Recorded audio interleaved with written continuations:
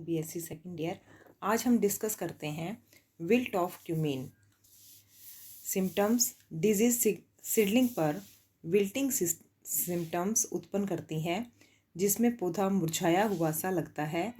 और क्योंकि पौधे में पानी की कमी सी दिखाई देती है, क्योंकि पौधे की जैलम वेसल्स में पैथोजन इकट्ठा होने से वेसल्स ब्लॉक हो जाती हैं, जिसके कारण पानी ऊपर नहीं चढ़ पाता है और पौधा मुरझाया हुआ सा लगता है।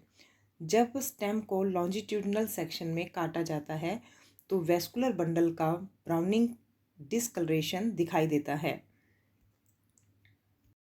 Infected plant parts, wilted of cumene,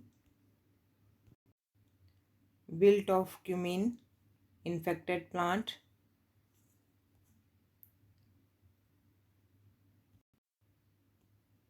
infected plant, wilt of cumin. Causal organism, Fusarium oxysporum. Disease cycle, seed borne as well as soil borne, जिसके कारण infected seed in soil, in season में इन्फेक्टेड प्लांट होंगे और of season में mycelium, dormant mycelium के रूप में मिट्टी में पड़ा रहेगा।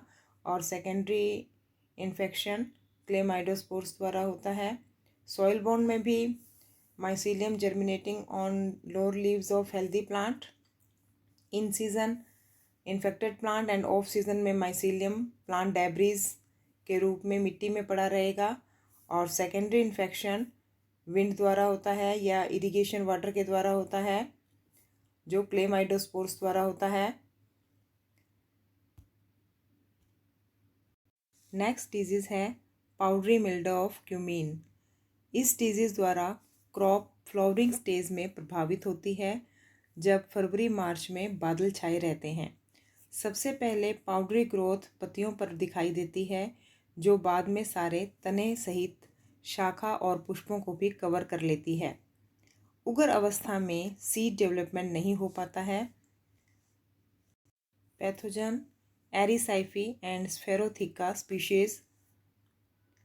ये पैथोजन कुकरबीट्स को भी प्रभावित करता है और पत्तियों पर पाउडरी ग्रोथ दिखाई देती है।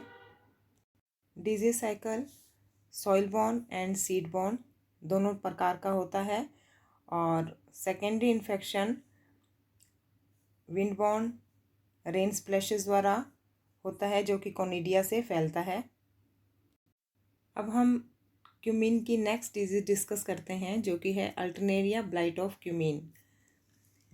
डिजीज़ वार्म ह्यूमिड वेदर में पौधे की फ्लावरिंग स्टेज पर महामारी के रूप में दिखाई देती है और सीड पूरी तरह से परिपक्व नहीं हो पाते, तब यह डिजीज़ होती है, जिसमें सीड सिकुड़ जाते हैं और इतने हल्के हो जाते हैं कि हवा के साथ ही उड़ जाते हैं। जल्दी बोई गई फसल में यह रोग हो जाता है, जिसके कारण अनमार्केटेबल सीड उत्पन्न होते हैं। इसका कॉजल ऑर्गेनिज्म अल्टरनेरिया स्पीशीज़ है और यह एक सॉइल बॉर्न डिजीज़ है, जिसमें mycelium germinating on lower leaves of healthy plant. In season में इन्फेक्टेड प्लांट होंगे और ऑफ सीज़न में डॉर्मेंट माइसीलियम प्लांट डेब्रीज के रूप में मिट्टी में पड़ा रहता है, जिसमें सेकेंडरी इन्फेक्शन कोनिडिया द्वारा होता है। डिजीज हम डिस्कस करते हैं stem gall of coriander. Disease leaf veins, leaf stalk, peduncle, stem और फ्रूट्स की ट्यूमर लाइक स्वेलिंग के रूप में प्रकट होती है। इन्फेक्टेड वेन्स की लीव्स पर फूली हुई लटकती हुई दिखाई देती हैं। शुरू में ट्यूमर ग्लॉसी होते हैं, जो बाद में टूटकर रफ हो जाते हैं। बुरी तरह से प्रभावित पौधे मर जाते हैं और एक्सेसिव सॉइल मॉइस्चर की उपस्थिति में जब शेडेड कंडीशन में प्लांट्स उगाए जाते हैं, तब स्टेम मजबूत नहीं हो पाता है और सकुलेंट ही बना रहता है, जिसके कारण उस पर बहुत सारे ट्यूमर दिखाई देते हैं। यही इस रोग की पहचान है, जो इसका कैरेक्टरिस्टिक्स मेन है। Infected plant part, stem gall of coriander, infected stem coriander का जिस पर गॉल फॉर्मेशन है, stem gall of coriander, stem में वेन्स इस तरह से फुली हुई स्ट्रक्चर दिखाई देती है।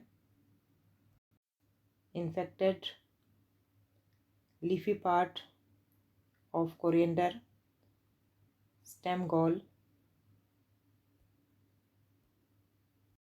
Symptoms of stem gall on flowers and fruits of coriander, infected plant part,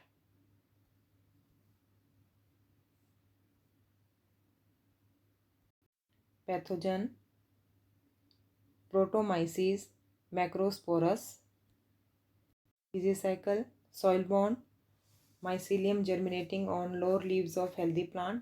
in season में इन्फेक्टेड प्लांट्स होंगे, ऑफ सीजन में डोरमेंट माइसीलियम प्लांट डेब्रीज के रूप में मिट्टी में पड़ा रहेगा।